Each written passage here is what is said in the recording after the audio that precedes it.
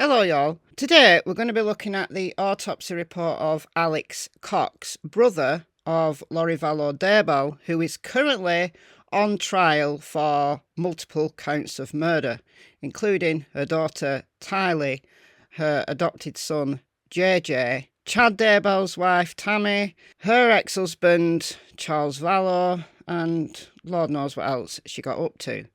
And I've always had this sneaking suspicion that Alex Cox was bumped off when he was either no longer useful to them or he was going to spill the beans. Because Alex Cox, allegedly, in my opinion, well, in one case we actually know that he shot dead Charles Vallow. We know that his phone was pinged in the vicinity of Tylee and JJ's remains. And we know he was in the vicinity when Tammy Daybell died. But the autopsy report tells a very different story. And based on the autopsy report, I've got to agree that this looks awfully like natural causes. Alex Cox was a middle-aged man, aged 51, not in good health. If Lori or one of her comrades got to Alex and bumped him off, they did it in a way that does not show up in an autopsy report. And I've just got to conclude that sometimes when it quacks like a duck, waddles like a duck, swims like a duck, sometimes it's just a duck. And this was a complete coincidence. Now, some people say that in true crime there's no coincidences, but sometimes there is. The fact that Alex Cox died the very day after Tammy Daybell's body was exhumed is just weird.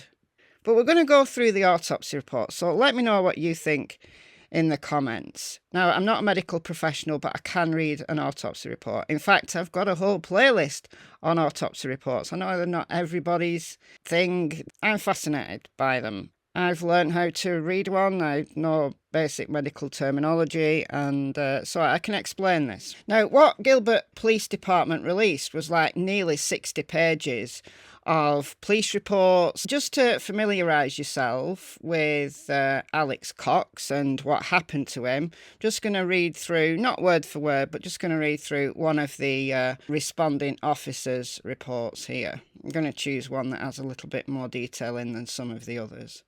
So on 12/12/2019, at approximately 3 in the PM, this person arrived at Alex Cox's residence, and there was a fire truck already there, an ambulance already there. Gilbert Police had been dispatched to this address, Alex's address, because there was an ill or injured person reported. A male was in the master bedroom bathroom, lying on the bathroom floor, covered, and there's lots of redactions, so covered with vomit. So a young male and an older female downstairs were in the front room.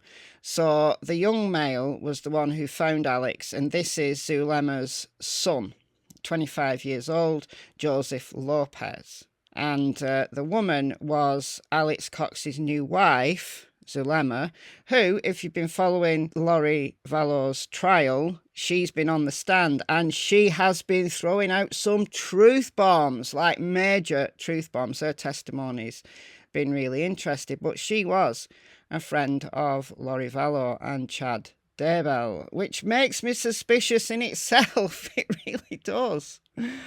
But I don't know, guys. I don't know. Anyway, Alex was sent to hospital. It's kind of weird that Joseph didn't know Alex. Like, people didn't know they got married. It was just bizarre. Just bizarre. I mean, look, one of Alex Cox's previous wives said that him and Lori, Alex and Lori, had this inappropriate relationship. I mean, what went on in this family? I've no idea. But anyway, so Alex died. All right, let's now look at this unredacted autopsy report. Alexander Lamar Cox. Date of examination 12/14/2019, so a couple of days after he died at 8:07 hours in the AM. All right, so the cause of death was judged to be bilateral pulmonary thromboemboli. So this means bilateral, 2 sides, you got 2 lungs. So there was basically blood clots in both of his lungs.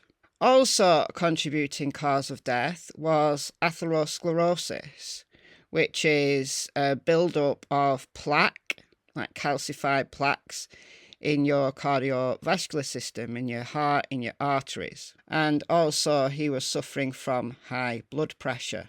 So it was concluded that the manner of death was natural.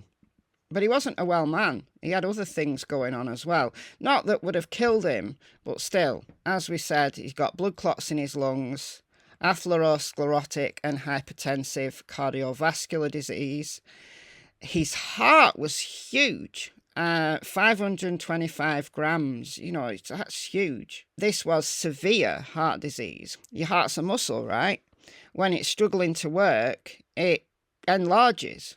And that's why an enlarged heart is a signifier of long-term cardiovascular disease. These things don't happen overnight. Atherosclerosis, there's some genetic components to it, but largely it's diet. High-fat diet creates atherosclerotic plaques. And that in itself could have killed him. He also had some abnormalities in his liver as well. Hemangiomas are build-ups of abnormal blood vessels. Now, that can be congenital. You can have those and never know about it. Or they can be acquired for whatever reason. Usually they're benign, usually they're not indicative of cancer, but he had those. He also had a gastric polyp. He had an enlarged prostate gland, which isn't unusual for middle-aged men. He was age 51. And his toxicology report was negative. Because I always thought maybe there was some drug that they gave him that created these blood clots. And I've racked my brains thinking, what drugs could they have given him that would not have shown up on an autopsy report? But I've thought, were they giving him hormone replacement therapy, that women have for menopause? They are a risk factor for blood clots, but for thrombosis, yes, but not for the amount of pulmonary disease he had. In my opinion, I could be wrong, but I just don't get how they could have murdered him. I've got to conclude this was natural. And I can imagine that the best minds in medical science have looked over these reports and the photos, and obviously I don't have access to the photos, and I'm not the best of the minds in medical science, but I had to check it out myself, right? So let's get into this. According to the investigative history as available to me and that provided by the detective at the time of examination, the decedent was reportedly complaining of chest pain and shortness of breath for approximately 1 week prior to being found unresponsive on his bathroom floor on 12/12/19. He was transported to a local hospital where death was pronounced shortly after arrival. According to his wife, the decedent had no past medical history and was not taking any routine medications. These things that he had, maybe he needed to pee more often because of his enlarged prostate, and atherosclerosis is a silent killer. It really is. It can be very late in the day before you get signs, like angina pains and things like that. But the way that this is described, like feeling like having shortness of breath a few days before, that's a warning sign. But you might not take it seriously until it's too late. So he'd been complaining of burning in his chest and shortness of breath for approximately 6 days. Law enforcement also relayed that they have an open investigation involving the decedent. They absolutely did. He wasn't charged when he shot dead Lori Vallow, but there was an investigation going on into Tylee and JJ at this time. So, manner of death, natural, and as we saw, heart disease and lung disease. External examination, body received in a body bag. He had tubes still attached to him because they tried to resuscitate him in the hospital. He had an IV line in. So they leave all that in place. All right, so body is that of a 73 inch, 227 pound adult male, stated age of 51. He's got male pattern baldness. So essentially, there's not much wrong with him on the outside. Everything is going on the inside though. So an enlarged heart, as we've already seen. And then these are the things that I want to direct you to. The coronary arteries arise normally and are distributed in a left dominant distribution. That's normal, with approximately 75 to 80% narrowing of the left anterior descending coronary artery. When your artery is narrow, it's because of the build-up of the atherosclerotic plaques. And it means that your blood can't go through. It can't flow freely. It causes your heart to have to work really, really hard. Your heart and your lungs have to work really, really hard. It's a silent killer. And then the right coronary artery has approximately 50% narrowing as well. So he could have basically had a heart attack at any time. But that was, according to the medical examiner, that was the contributor, not the main cause of death. There was no blood clots in the heart. The problem is with the lungs, and the medical examiner, this is the main cause of death. So the lungs weigh 750 grams and 800 grams, and this is what killed him. So bilateral lung parenchyma, that's the functional tissue, is congested with multiple blood clots extending from the cut surfaces.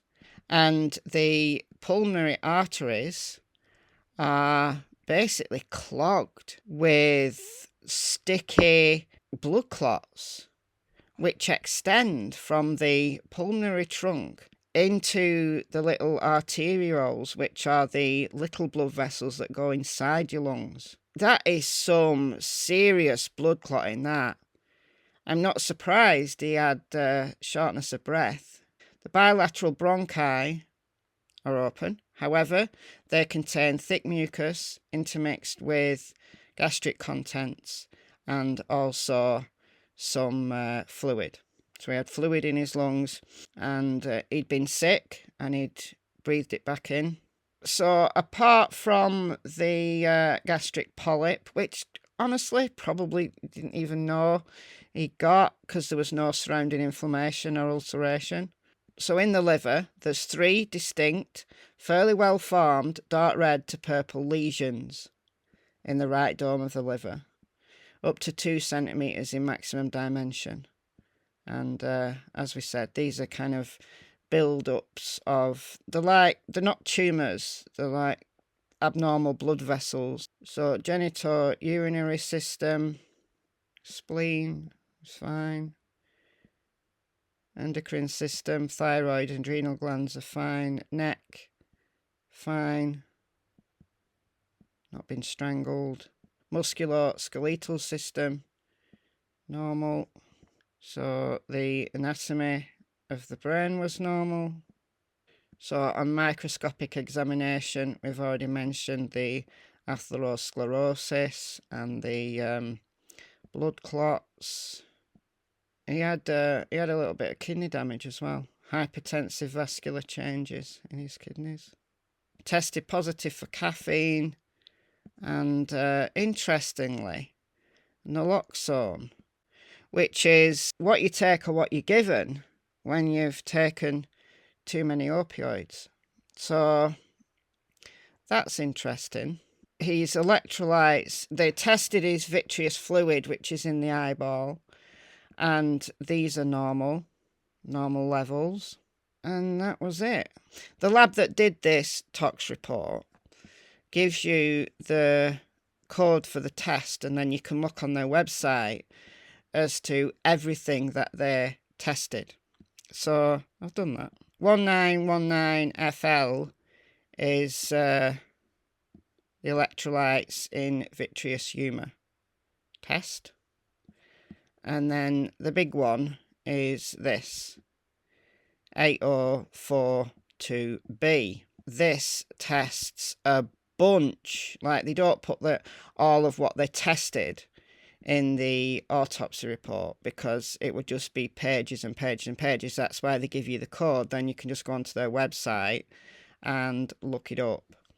And 211 different drugs or analytes were tested. He tested negative for all of them. So unless this was the best planned murder in the history of murders, this guy died of natural causes. He was not a well man. And sometimes it really is a coincidence. Sometimes a duck is just a duck. I'll always have my suspicions. I'll always have that little niggling doubt, but I've just got to accept this guy was not a well man. But let me know what you think in the comments below. I've been Michelle. Hope you're well, and I'll see you in the next video. Oh, and also, if you find any autopsy reports that you want me to look at, let me know. All right, bye guys.